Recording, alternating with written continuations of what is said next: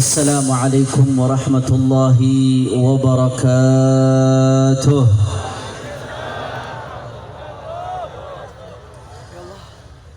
Alhamdulillah. Alhamdulillahi rabbil alamin. Wa bihi nasta'in ala umuri dunya waddin. Allahumma fassalli wa sallim wa barik wa karrim wa majjid wa azzim على سيدنا وحبيبنا وشفيعنا ونور قلوبنا محمد الفاتح لما أغلق والخاتم لما سبق ناصر الحق بالحق والهادي إلى الصراط المستقيم وعلى آله وصحبه حق قدره ومقداره العظيم يا فتاح يا عليم أما بعد. Para alim ulama, para habaib, para asatid, para kiai, para sesepuh, para tokoh masyarakat, wabil khusus kepada Imam FPI Madura Sayyidil Walid Al-Habib Ali Zainal Abidin Al-Jufri dengan segenap jajarannya di DPD FPI Madura, Al-Habib selaku ketua FPI Madura Kiai Haji Saiful Qahar. Tidak lupa pula hadir di tengah-tengah kita ketua FPI Pamekasan Kiai Haji Ali Salim, ketua FPI Bangkalan Kiai Haji Khalid Maksus, ketua FPI Sampang Kiai Haji Saif Nur Saif, ketua FPI Sumeneb Kiai Haji Fakhri Suyuti. Tidak lupa pula Pangda LPI Madura selaku sahibul bait Kiai Haji Aziz. Semuanya para habaib, para asatid, para kiai, para sesepuh, para tokoh masyarakat, tidak dapat saya sebutkan namanya satu persatu tanpa mengurangi rasa hormat saya kepada beliau semua. Kita doakan mudah-mudahan habaib, ulama, kiai, lora, asatid Allah panjangkan nomornya, Allah sehatkan badannya, Allah lapangkan rezekinya, Allah menangkan perjuangannya. Amin ya rabbal. Tidak lupa pula salam penghormatan kami sampaikan kepada segenap panitia penyelenggara yang telah bersusah payah menyelenggarakan acara pada malam hari ini. Begitu pula aparatur pemerintahan baik sipil ataupun militer yang membantu acara pada malam hari ini. Kita doakan jazahumullahu khairal jaza. Mudah-mudahan Allah berikan balasan ganjaran sebesar-besarnya untuk mereka. Dan salam penghormatan yang paling istimewa kepada yang saya cintai, yang saya banggakan, dan yang saya selalu sebut di mana-mana, masyarakat Madura. Semua angkat tangannya, takbir, takbir, takbir. Kita minta sama Allah, mudah-mudahan tidaklah kita keluar dari tempat ini kecuali semua dosa kita diampuni oleh Allah. Yang sakit Allah angkat penyakitnya, Allah sehatkan badannya. Semua yang hadir dilapangkan rezekinya, digabul hajat-hajatnya. Amin ya rabbal. Ahibbail kiram, alhamdulillah. Pada malam hari ini kita sama-sama berkumpul tidak lain dan tidak bukan dalam rangka tabligh akbar menyambut bulan Rabiul Awal, Rabiul Anwar, bulan kelahiran baginda Nabi besar Muhammad sallallahu alaihi wasallam. Saudara, di bulan Rabiul Awal ini sebetulnya ada banyak kejadian, saudara. Kalau kita mau menelaah tarikh, kita mau menelaah sirahnya Rasul sallallahu alaihi wasallam, di bulan Rabiul Awal ada banyak kejadian, ada banyak fenomena luar biasa, saudara. Selain Maulid Rasulullah, di antara kejadian besar yang terjadi di bulan Rabiul Awal, menurut banyak ahli tarikh, ahli sejarah, yaitu hijrahnya baginda Nabi besar Muhammad sallallahu alaihi wasallam. Jadi jangan salah paham Pak Bu. Hijrah Nabi itu terjadi menurut banyak ahli sirah di bulan Rabiul Awal, bukan di bulan Muharram, saudara. Cuman kenapa kok merayakan tahun baru Islam disebut tahun baru Hijriyah? Bukan karena bulannya. Bulan Muharram itu sudah awal tahun indal Arab, dari sebelum datangnya Rasulullah sallallahu alaihi wasallam. Akan tetapi disebut tahun baru Hijriyah karena dimulainya, titik nolnya dari tahun hijrahnya baginda Nabi besar Muhammad sallallahu alaihi wasallam. Ini kok orang Madura disebutin nama Rasulullah yang sholawat sedikit ini. Itu kalau sholawat sedikit tanda kurang cintanya sama Rasulullah. Betul? Betul. Jawab yang jujur, yang kompak. Orang Madura cinta nggak sama Rasulullah? Orang keras cinta nggak sama Rasulullah? Siap kompak bersalawat untuk Rasulullah? Siap salawat ketika disebutkan nama Nabi? Allahumma salli ala Muhammad. Orang yang nggak salawat ketika disebutkan nama Nabi berarti Allah tidak menginginkan kebaikan untuk dia, saudara. Hati-hati, Anda bersalawat Anda yang beruntung. Salawat sahlah lakin yahtaj ila taufiq, kata Abu Yazid Muhammad al-Maliki. Salawat itu mudah, gampang, tapi nggak semua orang Allah berikan taufik untuk bisa bersalawat kepada Rasulullah. Allahumma shalli ala Muhammad. Saudara, di antaranya yang terjadi adalah hijrah Rasulullah, saudara. Kalau kita bicara hijrah Nabi ada banyak hikmah, ada banyak ibar, pelajaran, ada banyak ibat yang bisa kita petik dari hijrahnya Rasulullah.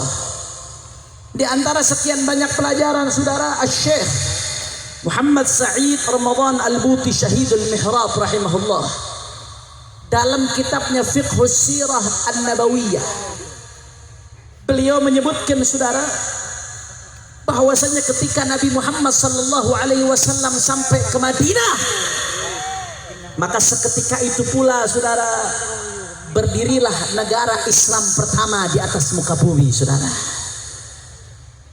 Ketika Nabi dirikan negara Islam pertama di atas muka bumi, Rasulullah meletakkan 3 pondasi untuk berdirinya negara tersebut, saudara.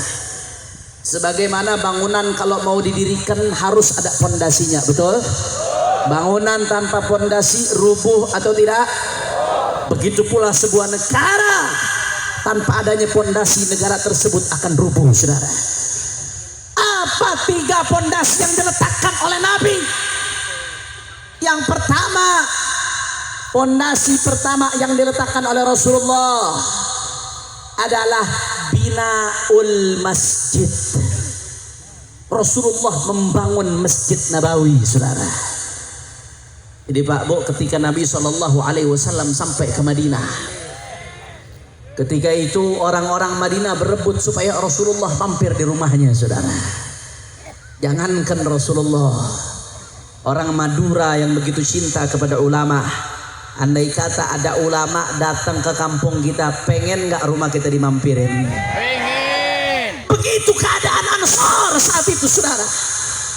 Masing-masing berharap supaya Rasulullah tinggal di rumahnya, ibadallah. Mereka masing-masing minta, di rumahku saja ya Rasulullah, di rumahku saja ya Rasulullah. Saudara, Rasulullah nggak mau kecewakan salah satu di antara mereka. Kalau Rasulullah pilih salah satu, nanti yang lainnya kecewa, saudara. Akhirnya apa yang terjadi? Rasulullah tahu ontak Nabi itu dituntun oleh Allah Subhanahu wa taala. Akhirnya kata Rasulullah, di mana onta ini berhenti, biarkan dia jalan. Di mana onta ini berhenti, maka itulah tempat yang aku pilih, saudara. Akhirnya jalanlah ontanya Rasul sallallahu alaihi wasallam sampai pada satu bidang tanah milik 2 anak yatim, ghulamain yatimain, 2 anak yatim yang diasuh oleh sahabat As'ad ibn Zurarah radhiyallahu taala anhu wa arda. Begitu sampai di tempat tersebut, itu onta duduk dia diam, saudara. Akhirnya kata Rasulullah, "Hahuna." Di sini kata Rasulullah, ini tempat yang dipilih. Saudara, begitu tahu tempat tersebut dipilih oleh Nabi, itu 2 anak yatim ini warisannya, saudara. 2 anak yatim itu butuh tanah tersebut. Begitu tahu itu tempat dipilih oleh Nabi, saudara, apa kata anak yatim tersebut? Nahabuhu laka ya Rasulullah. Ini tanah peninggalan ayahku buat kamu ya Rasulullah. Anak yatim, saudara, berjuang untuk baginda Nabi Muhammad. Saudara, tapi baginda Nabi Muhammad tidak mau menerima begitu saja. Rasulullah nggak mau bikin susah umatnya, saudara, walaupun umatnya rela berkorban, saudara. Akhirnya apa kata Nabi? Tidak, aku tidak mau kau berikan tanah ini, tapi aku pengen beli tanah tersebut. Akhirnya itu tanah dibeli oleh Rasulullah Shallallahu Alaihi Wasallam, saudara. Singkat cerita, nggak pakai panjang lebar, setelah tanah itu dibeli, saudara, Nabi nggak pakai nunggu lama. Nabi sendiri dengan kedua tangannya yang mulia, tangan yang tidak ada tangan lebih mulia darinya di alam semesta ini, saudara. Apa yang dilakukan dengan kedua tangan Nabi? Rasulullah sendiri yang angkat batu untuk bangun itu masjid, saudara. Rasulullah sendiri yang angkat batu. Rasulullah susun batu tersebut menjadi fondasi, saudara. Sambil nyusun batu, Rasulullah sambil mengatakan, Allahumma la aisha illa aishul akhirah faghfiril ansar wal muhajirah. Ya Allah, gak ada kehidupan kecuali kehidupan akhirat, maka ampunilah orang-orang Ansar dan Muhajirin ya Allah. Saudara, para sahabat begitu lihat Nabi turun tangan sendiri bekerja ngangkat batu, saudara, apa yang mereka katakan? Sahabat mengatakan, la in qa'adna wan nabiyyu ya'malu ladaka minnal amalul mudallalu. Ini Nabi sudah turun ini. Kalau Nabi turun tangan kerja tapi aku diam, maka ini luar biasa keliru, kata para sahabat. Akhirnya apa yang terjadi? Tanpa diperintah oleh Nabi, para sahabat rame-rame ikut turun membangun masjidnya baginda Nabi besar Muhammad Sallallahu Alaihi Wasallam. Dan akhirnya masjid tersebut rampung. Masjid tersebut tetap pada hayah bentuknya di zaman Nabi sampai pada zaman Sayyidina Abu Bakar. Kemudian Sayyidina Umar melakukan perluasan sedikit, tapi belum terlalu besar. Dibesarkan, dibuat megah di zaman Sayyidina Uthman radhiyallahu taala anhu wa ardah. Dan itulah masjid yang berdiri di Madinah, Masjid Nabawi, sampai detik ini kokoh dengan tambahan perluasan. Mudah-mudahan kita semua bisa ziarah ke masjidnya Rasulullah, bisa ziarah ke makamnya Rasulullah, bisa haji dan umrah. Amin ya rabbal. Kira-kira sampai sini jelas atau tidak? Sampai sini kisahnya jelas atau tidak? Saudara, dari fondasi pertama tadi pembangunan masjid, kita bisa ngambil beberapa pelajaran, Pak Bu. Pelajaran yang pertama, tadi Nabi Muhammad Sallallahu Alaihi Wasallam, Rasulullah ketika ingin bangun masjid, Rasulullah nggak perintahkan sahabatnya untuk gotong royong, saudara. Tapi apa yang dilakukan oleh Nabi? Rasulullah tunjukkan dengan perbuatan. Al-hal qabla al-magal. Rasulullah kerja dengan tangannya, sehingga para sahabat otomatis ikut dengan Rasulullah, saudara. Andai kata Rasulullah perintahkan sahabat pasti yatabadarun, pasti berebut, saudara. Tapi enggak, Nabi enggak seperti itu. Nabi enggak pakai perintahkan dengan kata-kata, Nabi bergerak dengan tangannya, saudara. Dari sini ada pelajaran yang luar biasa.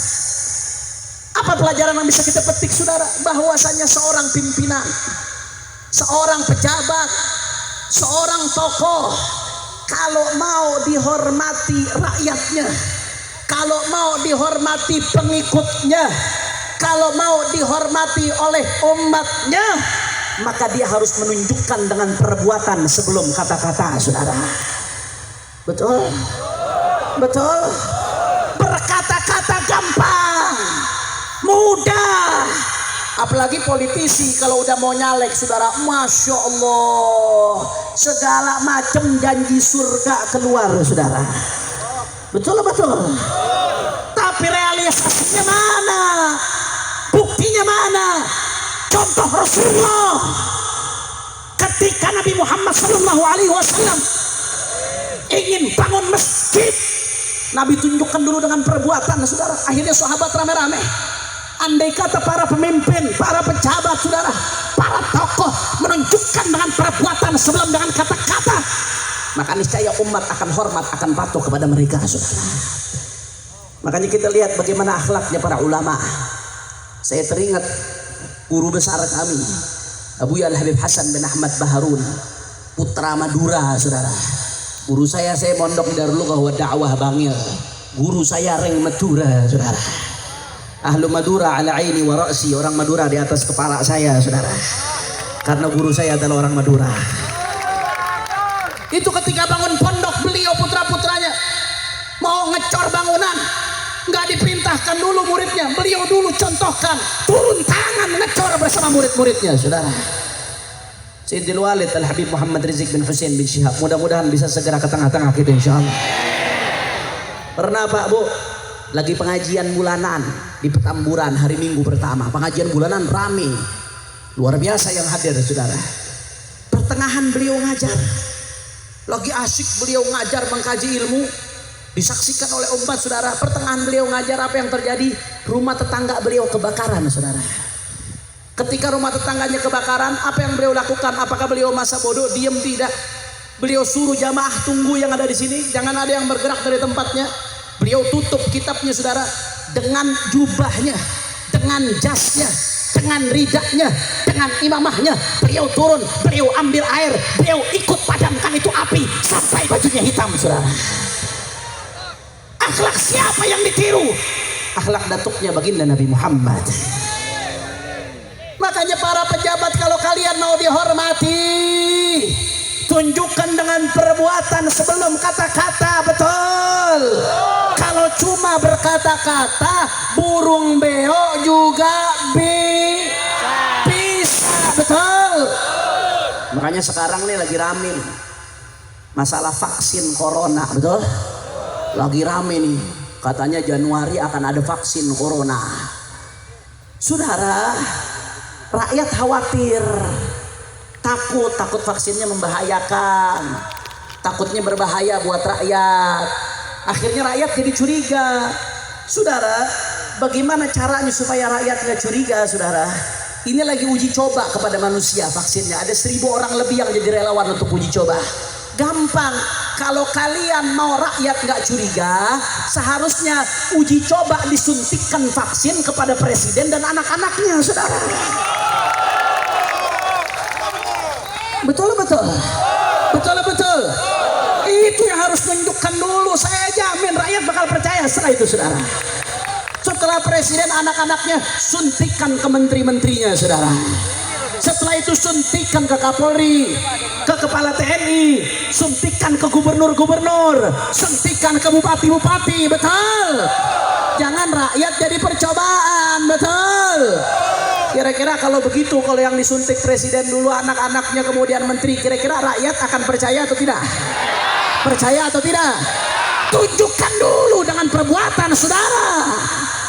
Masya Allah. Belum lagi, satu lagi tuh lagi ramai kemarin, katanya ada sertifikasi ulama. Ulama disuruh sertifikasi. Kalau ulama yang punya sertifikat, berarti ulama bersertifikasi, saudara. Ulama disuruh sertifikasi, udah kayak sosis,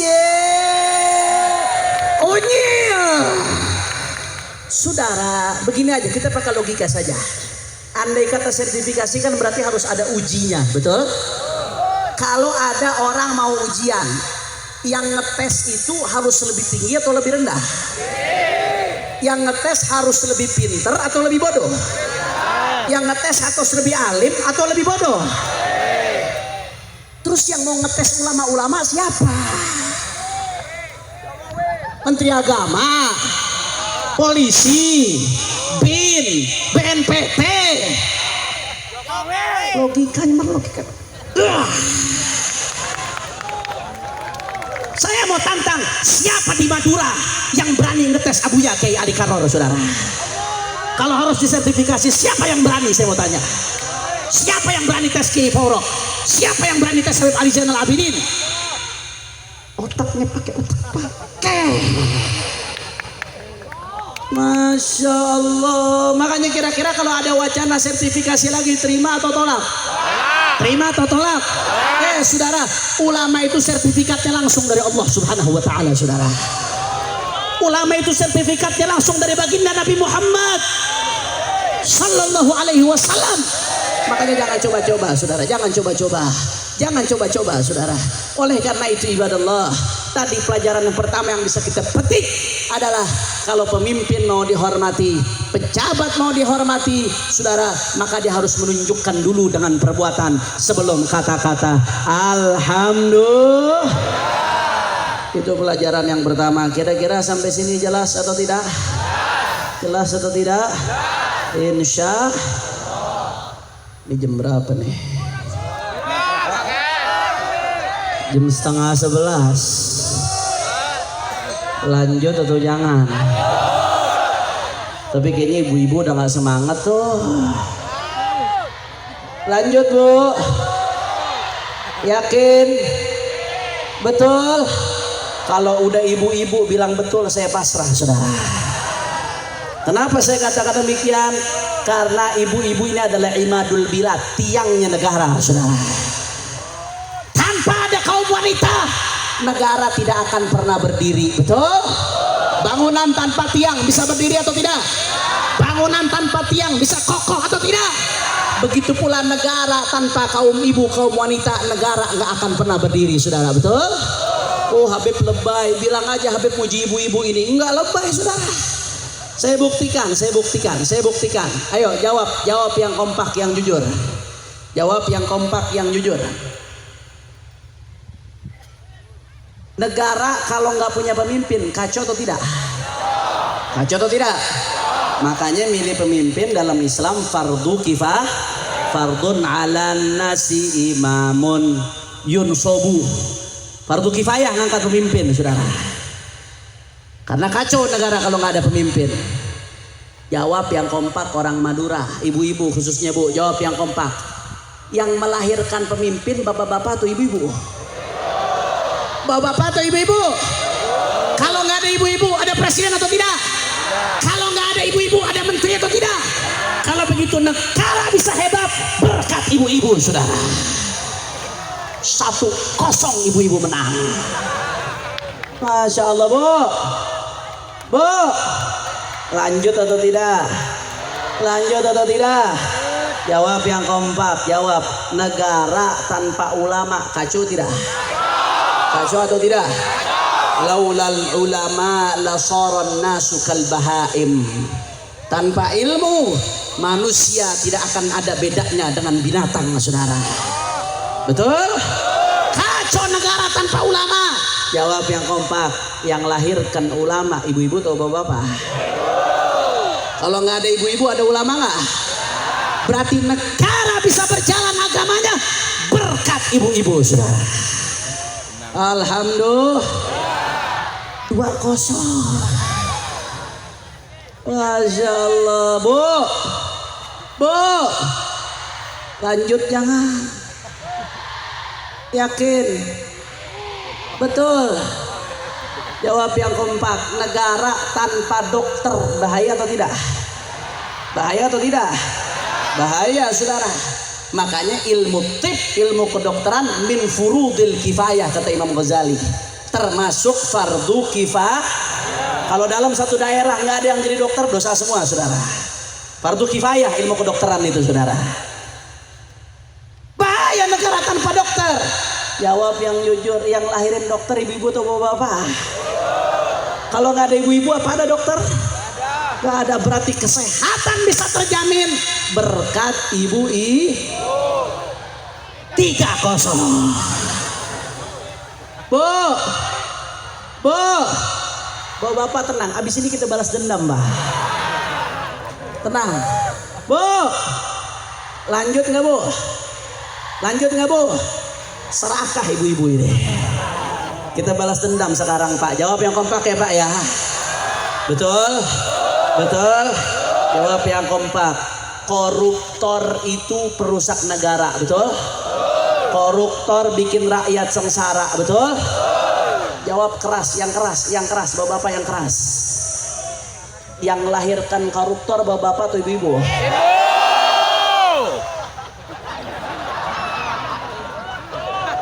Kalau nggak ada ibu-ibu apa ada koruptor?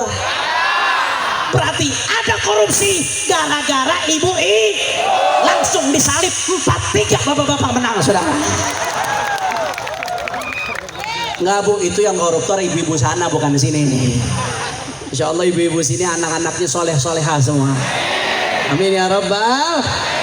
Kita kembali ke pembahasan, kira-kira lanjut atau tidak ini? Masih semangat? Udah malam. Lanjut. Yakin? Betul. Saya pengen lihat mana semangatnya Madura. Semua angkat tangannya. Allahu Akbar. Takbir. Takbir. Sallu ala Nabi. Saudara, kemudian pelajaran yang kedua yang bisa kita petik saudara, dari pondasi negara Islam yang pertama, binaul masjid, membangun masjid. Apa pelajaran yang kedua yang bisa kita petik saudara? Bahwasanya Rasulullah Sallallahu Alaihi Wasallam begitu sampai ke Madinah langsung bangun masjid. Rasulullah nggak bangun yang lain dulu saudara. Yang pertama Rasulullah bangun adalah masjid, bukan gedung parlemen, bukan markas daripada tentara, bukan markas pertahanan, tapi yang pertama dibangun oleh Nabi adalah masjid. Kenapa demikian saudara? Seakan-akan di situ ada isyarat bahwasanya as-salah qabla kulli syai. As-salah qabla kulli syai. Yang penting